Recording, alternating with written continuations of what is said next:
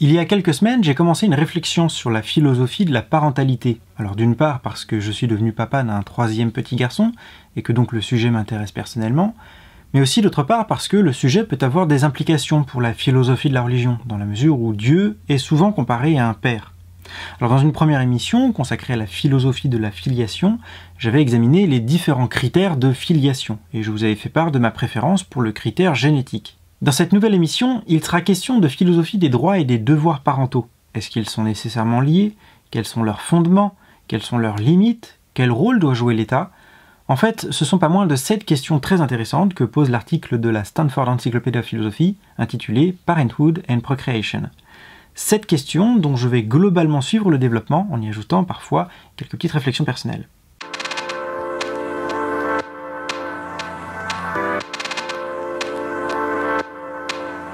Première question donc, les droits et les devoirs parentaux sont-ils indissociables? Bien, on a tendance à le penser dans la mesure où ils sont généralement indissociés. En règle générale, les parents ont à la fois les droits et les devoirs parentaux envers leurs enfants. De plus, on a tendance à penser qu'il n'y a pas de droit sans devoir, ni de devoir sans droit. C'est un principe de réciprocité qui nous paraît intuitivement juste. Pourtant, David Archard, dans Procreation and Parenthood, publié en 2010, affirme que les droits et les devoirs parentaux peuvent être dissociés. Et c'est le cas par exemple d'un parent violent, qui peut se voir retirer ses droits sans pour autant être dispensé de ses devoirs parentaux. Alors c'est un argument que j'entends, mais qui me semble problématique en raison de son caractère quand même exceptionnel. Il confirme la règle générale selon laquelle les droits et les devoirs sont liés, sauf dans le cas où une personne serait incapable d'assumer son autorité parentale. L'enfant, lui, a toujours des besoins, donc le parent conserve ses devoirs, mais ses droits, eux, ont été retirés. Hormis dans le cas exceptionnel où une personne est reconnue nocive pour son enfant, je vois pas comment on pourrait justifier la dissociation des droits et des devoirs parentaux.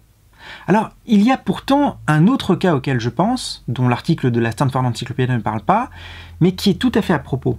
C'est le cas où une mère mène une action à des fins de subside, qu'il faut bien distinguer de l'action en recherche de paternité. Dans l'action en recherche de paternité, la filiation est établie. Le père est reconnu et donc il a des devoirs et des droits envers son enfant. Il partage alors avec la mère l'ensemble de l'autorité parentale. Mais dans le cas d'une action en fin de subside, le géniteur n'est pas reconnu père. Il n'a donc aucune autorité parentale, mais il doit malgré tout quand même verser une pension alimentaire. Alors bien sûr, le géniteur peut réclamer une reconnaissance de paternité, y compris contre l'avis de la mère, mais je trouve très étrange qu'elle ne soit pas présumée, quitte à lui retirer ses droits s'il les refuse. Ici, on a bien affaire à des devoirs sans droit. C'est un cas que la loi rend possible, qui paraît contre-intuitif, qui est très discuté et qui évoluera peut-être un jour.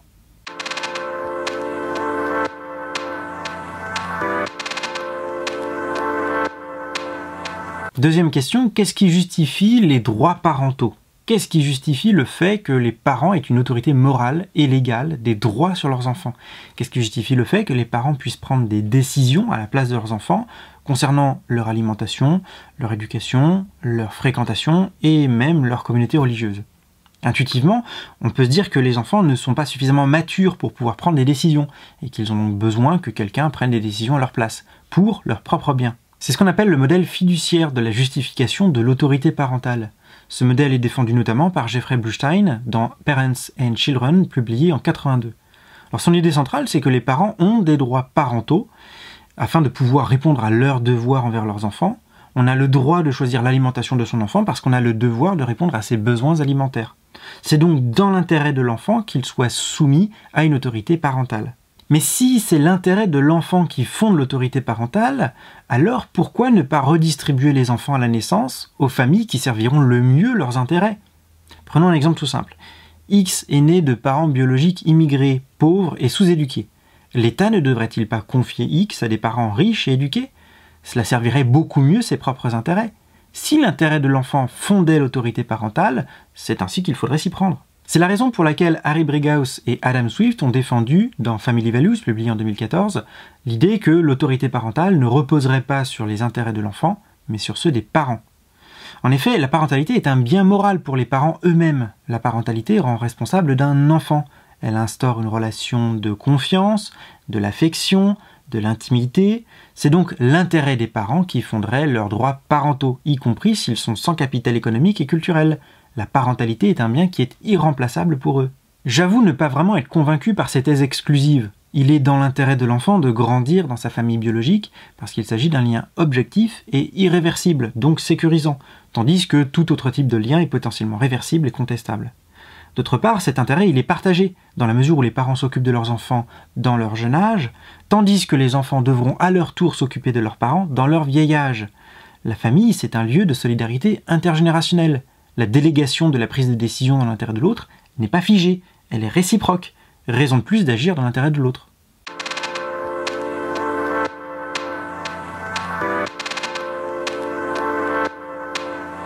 Troisième question, jusqu'où s'étendent les droits parentaux?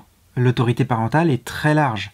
Les parents peuvent exclure certaines personnes de l'entourage de l'enfant, ils peuvent même en exclure l'État s'ils émigrent par exemple. Tant que les parents ne sont pas incompétents, négligents ou abusifs, ils ont des droits qui sont assez larges sur leur enfant. Alors quelles en sont leurs limites? La transmission de la religion fait partie des droits controversés. Pourtant, la religion est souvent un élément clé du projet parental. Est-ce que ce n'est pas trop imposé à un enfant? Joël Feinberg, dans un article intitulé « Du droit des enfants à avoir un avenir ouvert », publié en 1980, affirme que la religion pourrait empêcher les enfants de faire des choix plus tard, d'avoir un avenir ouvert. Alors les critiques reprochent à cet argument son manque de clarté, parce que tout choix éducatif implique forcément des restrictions.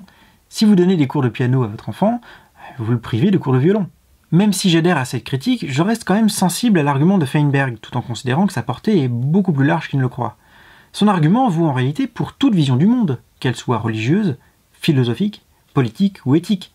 L'éducation parentale peut conduire à ne connaître que certaines idées dans l'exclusion des autres alternatives. Même l'athéisme est concerné.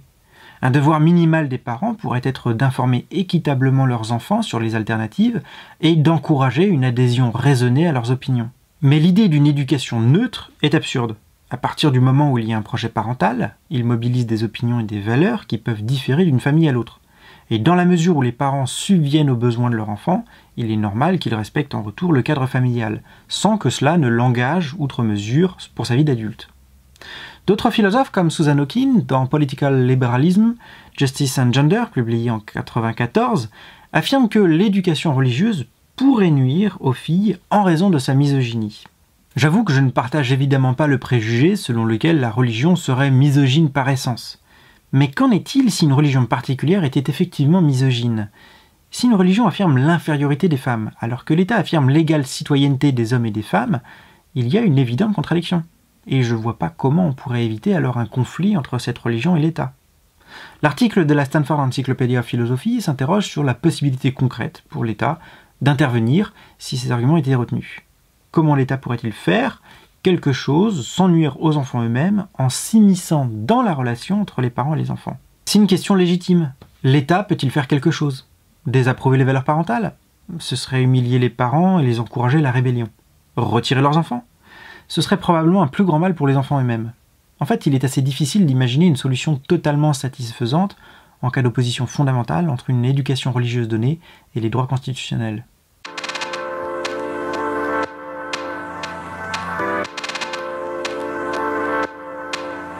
Quatrième question, faut-il élargir le nombre de titulaires des droits parentaux? Alors c'est une question que j'avais déjà effleurée lors de la précédente émission. Si la filiation repose sur l'effort qu'investit une personne dans la vie d'un enfant, alors on risque de se retrouver assez vite avec une multitude de prétendants à la parentalité. De fait, les familles se complexifient.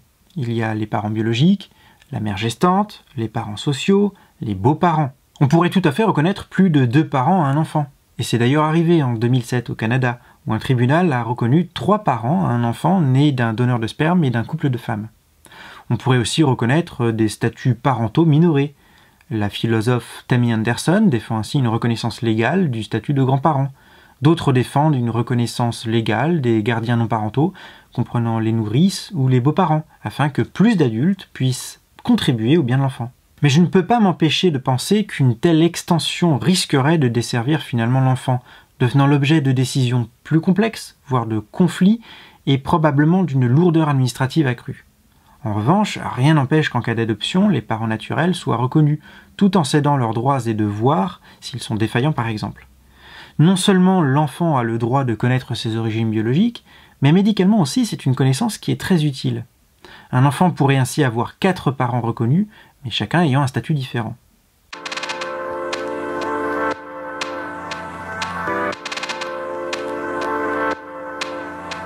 5e question, envers qui obligent les devoirs parentaux? Alors on pense évidemment en priorité aux enfants, puisque les devoirs des parents sont les droits des enfants. Mais en réalité, les devoirs parentaux n'obligent pas les parents qu'envers leurs enfants seulement. Les devoirs parentaux sont également relatifs à l'État, qui reconnaît des droits aux enfants et qui oblige les parents, sans l'État qui irait contraindre les parents à respecter les droits des enfants. Plus encore, l'État peut vouloir défendre ses intérêts. En effet, les enfants sont les futurs travailleurs et les futurs citoyens de demain. Ils représentent pour lui une ressource humaine sur laquelle il peut vouloir veiller. Qu'on adopte donc une conception libérale ou plus dirigiste de l'État, il ne semble pas qu'on puisse concevoir une conception des droits parentaux qui n'implique pas des devoirs également envers l'État, ou bien parce qu'il est protecteur des droits, ou bien parce qu'il perçoit les enfants comme une ressource.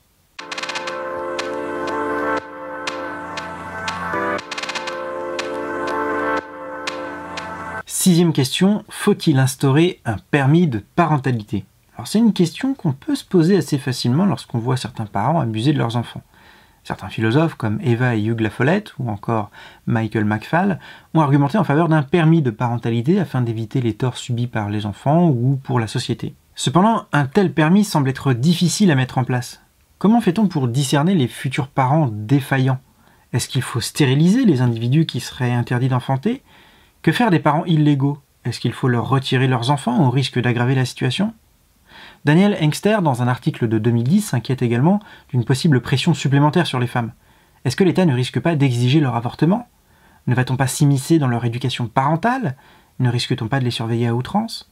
Enfin, Caroline McLeod et Andrew Buttrell se demandent si on peut dépenser de l'argent public dans un domaine qui ne profiterait qu'aux parents autorisés.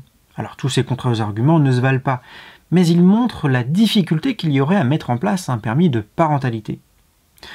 A l'inverse, on pourrait aussi s'interroger sur les droits que devraient avoir ceux qui peuvent s'enfanter. Alors l'article ne le fait pas, mais j'avoue que j'ai toujours été étonné qu'on puisse être responsable d'un enfant avant d'avoir des droits civiques. Cela me paraît contradictoire. Comment un individu peut-il devenir parent, responsable d'un enfant, alors qu'il n'est pas encore lui-même totalement responsable de lui-même? Si on n'envisage pas d'interdire la procréation de certains individus, et ici en particulier des adolescents, est-ce qu'on ne devrait pas abaisser l'âge de la majorité?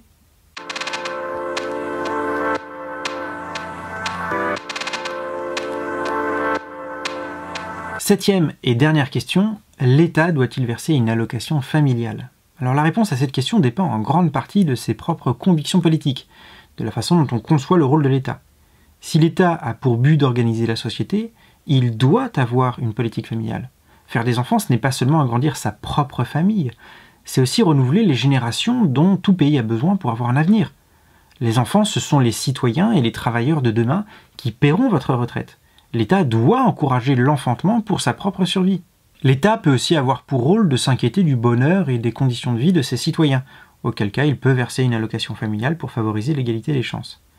Enfin, on peut considérer que l'État n'a pas à organiser la société, qu'il doit se limiter aux fonctions régaliennes, auquel cas, dans une perspective libérale classique, l'État ne devrait mener aucune politique familiale, pas même via des avantages fiscaux. Finalement, c'est davantage une question de philosophie politique qu'une question concernant la parentalité proprement dite.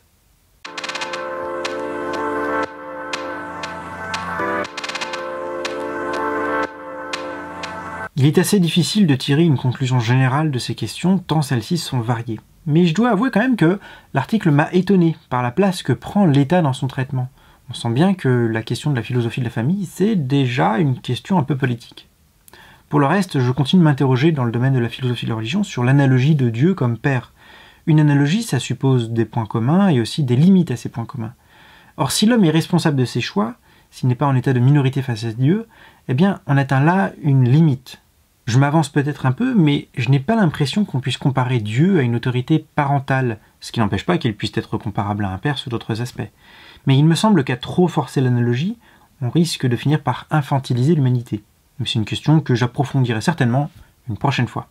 Si vous avez aimé cette émission, n'hésitez pas à la liker et à vous abonner.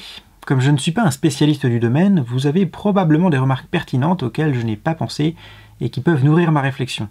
N'hésitez pas à les partager en commentaire. En attendant, depuis l'arrivée du 3e, je vous avoue que les heures de sommeil sont devenues un bien très précieux et je crois que je vais aller me coucher. Sur ce, je vous dis à très bientôt.